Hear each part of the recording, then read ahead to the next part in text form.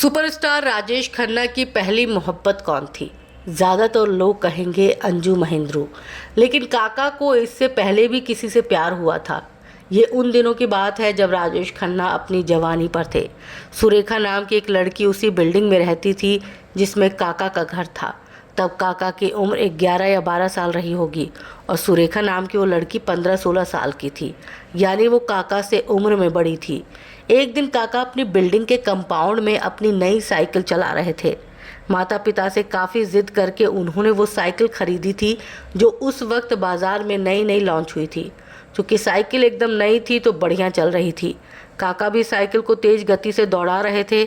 अचानक काका का बैलेंस बिगड़ा और वो ज़ोर से गिर पड़े। उनके घुटने पर खरोंच आ गई।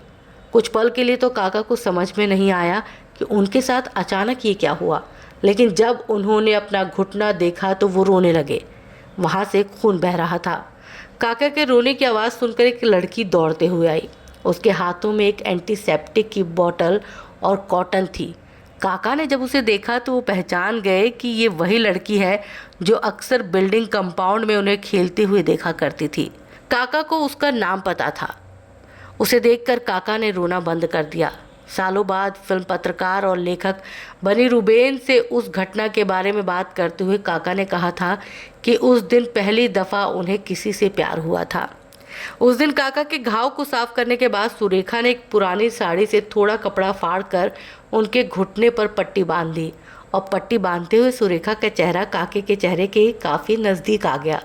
इससे पहले कि काका कुछ समझ पाते, सुरेखा ने उनके होठों को किस कर लिया, एक लंबा सा किस, और फिर जैसे सब कुछ ब्लैकआउट हो गया। उस तरह का वो काका के जीवन का सबसे पहला तजुर्बा था जो हमेशा के लिए उनके जहन पर छप गया। काका जब घर लौटे तो उनका मिजाज बदला बदला सा था। वो अपने माता पिता से नज़रें नहीं मिला पा रहे थे। फिर जैसे ही काका को मौका मिला वो अपनी छत पर चले गए, एक ऐसी जगह जहाँ वो अक्सर अकेले बैठा करते थे और जहाँ कोई और नहीं आता था। उस दिन छत पर जाकर काका ने अपनी आंखें बंद की और उस पूरे घटनाक्रम को फिर से याद किया। कैसे सुरेखा ने उन्हें किस किया था और उन्हें उस वक्त कैसा महसूस हो रहा था।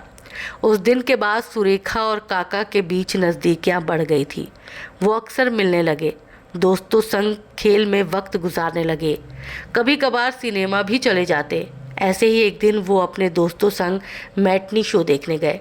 उस दिन को याद करते हुए राजेश खन्ना ने कहा कि उन्हें बस इतना ही याद है कि एक अंधेरे से हॉल में वो सुरेखा के पास बैठे थे, एक दूजे का हाथ थामे हुए।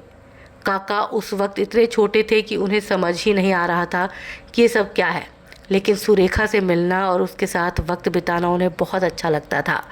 काका सुरेखा से अपने घर, माता पिता और अपने स्कूल तक की बातें करते थे और एक फेज़ तो ऐसा था कि जब सुरेखा से उनकी बात नहीं हो पाती थी तो वो बेचैन हो जाते। स्कूल से लौटते ही वो अपना बैग घर में पटक कर सुरेखा से मिलने पहुंच जाते।